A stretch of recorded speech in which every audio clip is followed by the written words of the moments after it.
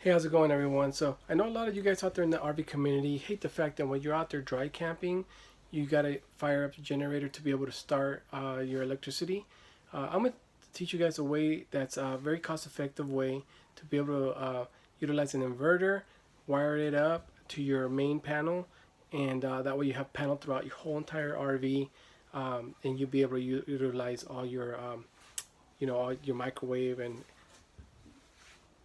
refrigerator, etc. So sometime back, I ended up having an service upgrade. I started off with my RV with a 30 amp service. I ended up upgrading to a 50 amp service. So the old transfer switch that was installed was basically replaced with a 50 amp transfer switch. Gave me the ability to just have a spare one, but essentially just laying around. So I ended up utilizing that transfer switch along with an inverter and to basically set it up to where I don't have to plug and unplug anything. So basically what I did, I installed an inverter remote here. I installed this solar controller here. You see it's battery's down about 58%. I haven't charged them. I still don't have the solar modules installed, so that's going to be on my next thing to do. It's completely wired except for the solar panels. So I have not charged the battery since I went on my last trip. Down below here I have 50 amp service. I ended up swapping this out. Initially was a 30 amp. And the cable, the wire was a 10 gauge wire. I ended up upgrading to 6 gauge 6.3 conductor, just Romex.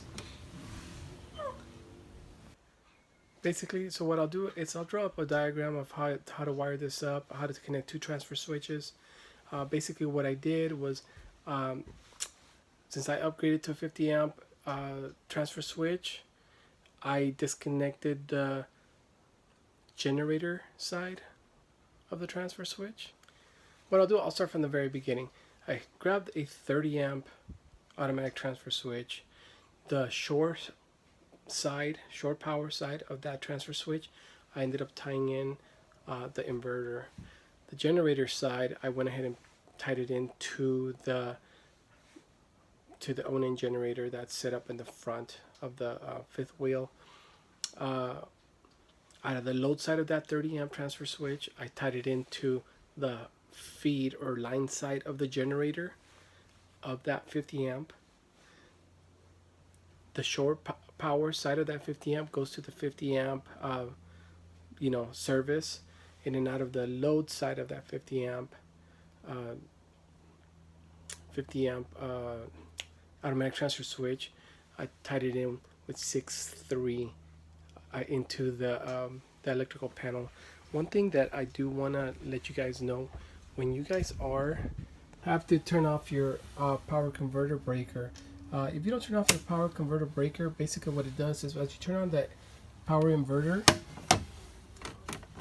it'll send power to this power converter, and essentially you're powering this power converter up to charge up your battery. So it kind of creates a conflict between the two systems. So yeah, make sure you turn off that power converter breaker and it'll work fine. But what I'll do a little test. Since it is set up with the automatic transfer switch, when I hit the power on inverter, it'll take a little bit of a time so it'll kick on. Here, let me get these lights. In about 30 seconds or so, this will kick on. So it should come on right about now, a little bit. You hear the automatic transfer switch kick on.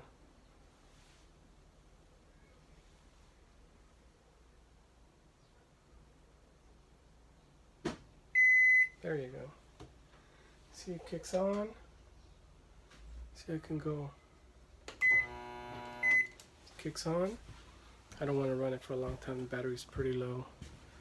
It's right about, I don't know if you can see that. It's about 59%. So I'll go in my storage box, show you kind of what I did. So here's the automatic transfer switch that originally came in. There's the 3000 watt. Sorry for the barking, guys. 3000 watt power inverter. You have to make sure it's a hardwire power inverter. This is 10.2. Basically ran it from here through underneath, tied it into the short power of this 30 amp transfer switch. Out of the generator transfer switch, I tied that into the actual Onan generator I have in the front. So out of the load side of this transfer switch, I tied it into the generator side of this automatic transfer switch. The shore power of 50 amp obviously goes through there. From the load side goes into the panel. So anything 30 amp is going to be 10.2. Once you hit the 50 amp, you got to go 6.3 gauge wire because it is a 240 volt system, so it requires 2 hots. With the 30 amp tying into the 50 amp, even though it's a 3-pole contactor there, Go Power does allow you to create jumpers. That's essentially what I did. So like I said in the diagram, I put up or drop. I'm going to show you exactly how I wired it up.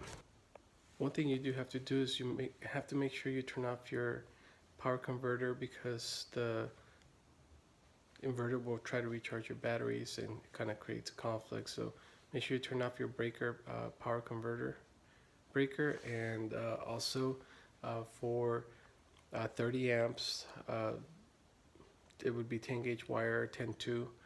I think I said 10.3 one of the little bit back, but yeah, so it's just single phase, 10.2. If it's 50 amp, 208, it would be like a 6.3, okay? And if this video helped you out, please give it a thumbs up, like it, share it, subscribe, and I'll do my best to put up more of these DIY videos. All right, well, thanks. You guys have a good one.